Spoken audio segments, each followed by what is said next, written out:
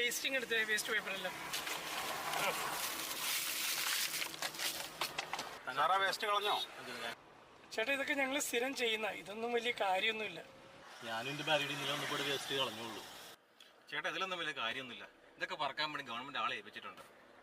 എടോ എനിക്ക് വൊമിറ്റ് ചെയ്യാനോടോ. താൻ ആ പഴയ കവറണ്ടി നിന്റെ അടുത്ത്. നോക്കട്ടെ. എന്നാ കവർ വൊമിറ്റ് ചെയ്തു.